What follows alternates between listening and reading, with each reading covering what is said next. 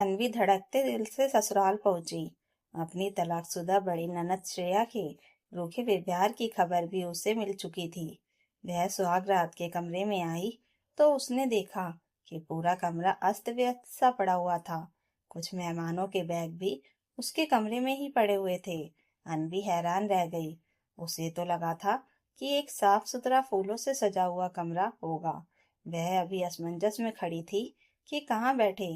तभी उसकी ननद भी पीछे से आ गई और कहने लगी, अनवी, देखो पूरा घर मेहमानों से भरा हुआ है। तुम यहीं कहीं जगह बनाकर सो जाओ। आज की रात ऋत्विक भी तुम्हारे पास नहीं आएगा। उसे भी मैंने मेहमानों के साथ ही सोने के लिए कह दिया है। अब तुम तो देख ही रही हो कि कमरे की हालत कैसी है। फटाफट से अपना आदेश सुनाकर वह कमरे से बाहर चली गई। अनवी स्तब्ध खड़ी रह गई और सोचने लगी कि नई दुल्हन का ये कैसा स्वागत हुआ।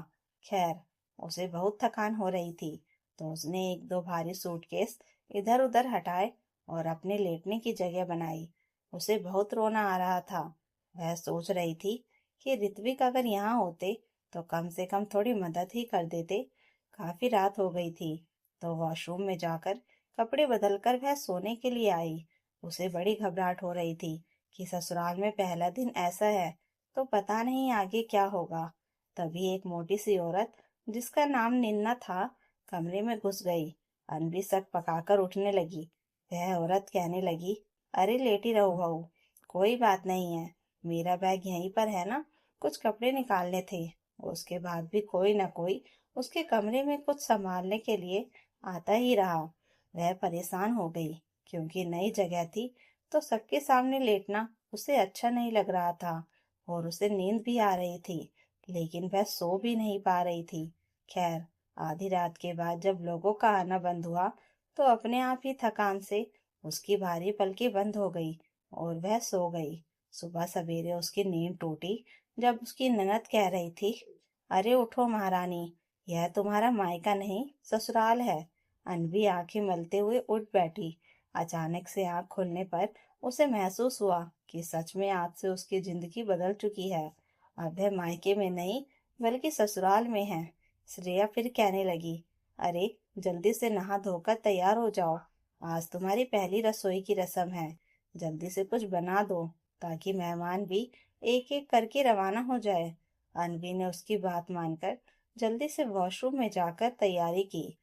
अभी तक उसे ऋत्विक कहीं दिखाई नहीं दिया था। वह सोचने लगी कि ये कितने लापरवाह हैं, एक बार मेरे सामने भी नहीं आए। खैर, वह रसोई में गई तो उसकी ननद ने उसे खीर, पूड़ी, सब्जी, दाल, चावल आदि बनाने के लिए कह दिया और खुद बाहर हॉल में जाकर सोफे पर बैठ गई।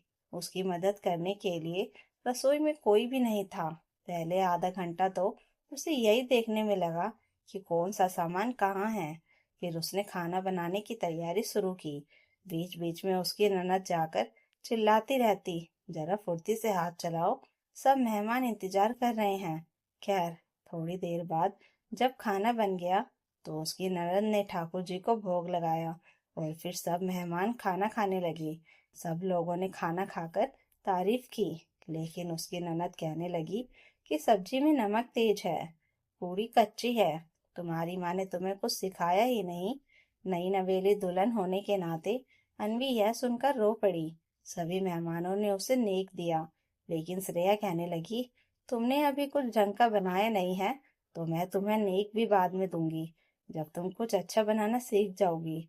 अनवी को वैसे भी रुपए पैसे का लालच नहीं था, लेकिन उसे लग रहा था कि कम से कम उसकी ननद प्यार से बात तो कर सकती थी। खैर, अभी तो शुरुआत थी। धीरे धीरे उसकी ननद हर बात पर उसे ताने मारने लगी कि तुम गरीब परिवार से आई हो, इसलिए तुम्हें कोई काम करने का ढंग नहीं है। तुमने तो कभी ऊंचे लोगों का रहन सहन देखा ही नहीं होगा। अनवी ननद के ताने सुनकर तड़प जाती। एक दिन दिवाली की शॉपिंग करनी थी तो ऋत्विक ने अनवी से कहा, तुम तैयार हो जाओ, हम शॉपिंग पर चलते हैं। तभी श्रेया गुस्से में कहने लगी, भैया, यह हमारे साथ कहाँ जाएगी? यह तो गरीब परिवार से आई है, इसे क्या पता होगा कि हम लोग कैसी क्वालिटी का सामान खरीदते हैं। ऋत्विक थोड़ा झुंझला उठा और कहने लगा, दीदी, जब मेरी शादी की बात चल रही थी तब आपने यही कहा था कि मुझे गरीब परिवार की लड़की से ही शादी करनी चाहिए, क्योंकि वह गरीब परिवार से आएगी तो हमसे दबकर रहेगी। तब मैंने आपको कितना समझाया था कि ऐसा सोचना गलत है, किसी को भी दबाकर रखने की क्या जरूरत है। उस वक्त आपने कुछ नहीं कहा, लेकिन अपनी मनमानी ही की। आपने मेरे लिए अनवी को पसंद किया। अनवी वैसे तो मुझे भी पसंद आ गई थी, क्योंकि मुझे इसका बाद व्यवहार अच्छा लगा।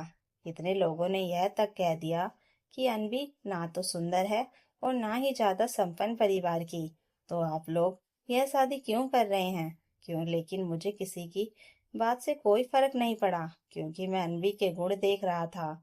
और आपने क्या देखा? आपने यही देखा कि अनवी ज्यादा सुंदर नहीं है, मायका गरीब है, तो आप इसे दबा कर रखेंगी। लेकिन यह बहुत गलत है दीदी। शॉपिंग पर तो मैं अपनी पत्नी को भी साथ लेकर जाऊंगा।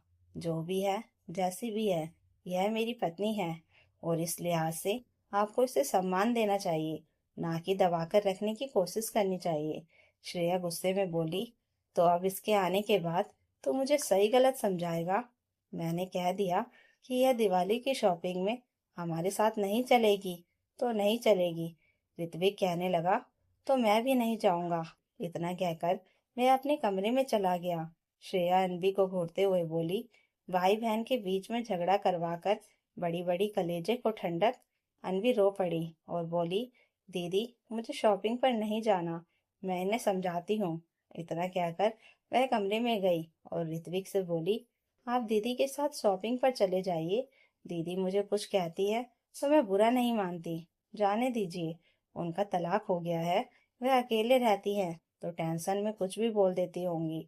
ऋत्विक हैरानी से बोला, किस मिट्टी की बनी हो तुम? दीदी तुम्हारा दिन रात अपमान करती रहती हैं, फिर भी तुम पलट कर जवाब नहीं देती। और आज जब मैं तुम्हारे लिए बोल रहा हूँ तो उल्टा मुझे ही समझा रही हो। क्या तुम्हें सच में समझ नहीं आता कि इस घर में तुम्हारे साथ कितना गलत हो रहा है? अनवी का गला भर आया। वह बोली, मुझे सब पता चलता है, लेकिन अगर मैं कुछ बोलूंगी तो लोग यही कहेंगे, ये अभी 4 दिन हुए नहीं और भाई बहन में झगड़ा लगवा दिया। इसलिए मैं खामोश रहती हूँ। ऋत्विक ने उसे सीने से लगाया और बोला, तुम कितनी समझदार हो। काश दीदी तुम्हारे गुणों को समझ पाती। उस दिन कोई भी मार्केट नहीं गया, लेकिन श्रेया के मन में आग और जलने लगी। उसे लगा कि अनवी की वजह से उसका भाई उससे दूर हो रहा है। एक दिन शाम को ऋत्विक ऑफिस से लौटा तो उसने देखा कि श्रेया अपनी कुछ सहेलियों के साथ बैठकर पार्टी कर रही थी। तभी अचानक उसके सैंडल पर जूस गिर गया। श्रेया ने गुस्से में चिल्लाकर कहा, अनवी कपड़ा लेकर आओ और मैंने सैंडल साफ कर दो। अनवी हैरान रह गई। वह बोली, दीदी मैं अभी पकोड़े बना रही हूँ। इस पर श्रेया चिल्लाई, हाथ धोकर आओ और चुपचाप मेरे सैंडल साफ करो। यह सुनकर ऋत्विक खुद को रोक नहीं पाया। वह गुस्से में बोला, रुको दीदी, आप मेरी पत्नी से ऐसे कैसे बात कर सकती हैं? अपनी सहेलियों के सामने उसका अपमान करने की सोच भी कैसे ली आपने? श्रेया गुर्राई, तेरी पत्नी गरीब घर से आई है, इसे जूते चप्पल साफ करने की आदत होगी। तू बीच में मत बोल। ऋत्विक बोला, दीदी आपका दिमाग खराब हो चुका है। किसी के घर की बेटी को बहू बनाकर लाना, फिर उसके साथ अत्याचार करना, उसे नौकरानी समझना, यह सब पागलपन है। और एक बात साफ सुन लीजिए, मेरी पत्नी का इस घर में वही स्थान है जो मेरा है। यह आपकी नौकरानी नहीं है। अगर आपको मेरी बातें समझ नहीं आती तो मैं अपनी पत्नी के साथ अलग रहूंगा और आपको आपका हिस्सा दे दूंगा। यह सुनकर श्रेया तिलमिला उठी। हिस्सा? किसका हिस्सा? यह घर मेरा है। ऋत्विक बोला, नहीं दीदी, यह घर अम्मा बाबूजी ने मेरे नाम किया था। आपकी शादी हो चुकी थी और शादी में उन्होंने बहुत खर्च किया था। तलाक में भी आपको गुजारे भत्ते के रूप में बड़ी रकम मिली थी। आपके अकाउंट में मेरे अकाउंट से ज्यादा पैसे पड़े हैं। फिर भी मैं आपको हिस्सा देने को तैयार हूँ। आप अलग बनाइए खाइए, लेकिन मेरी पत्नी पर हुकूमत चलाने की कोशिश मत कीजिए। श्रेया पागल की तरह चिल्लाई, ठीक है, तो इस घर के बीचों बीच दीवार खड़ी करूंगी और अलग रहूंगी। ऋत्विक दुखी था, लेकिन उसे लगा कि यही सही है। श्रेया ने सच में अपना हिस्सा अलग कर लिया और अपनी मर्जी से रहने लगी। ऋत्विक अपनी पत्नी के साथ अलग हिस्से में रहने लगा। श्रेया को यह अफसोस हमेशा रह गया कि वह अनवी को दबाकर रखना चाहती थी, लेकिन कभी दबा ना सकी। उधर अनवी अब अपने घर गृहस्थ में खुश थी, खुलकर सांस ले रही थी और अपनी जिंदगी अपने तरीके से जी रही थी। तो दोस्तों, अगर कहानी अच्छी लगी हो तो लाइक कीजिए, कमेंट कीजिए और हाइप बटन दबाकर हमें और कहानियां लाने के लिए मोटिवेशन दीजिए और चैनल को सब्सक्राइब जरूर कर लीजिएगा। Thank you for watching.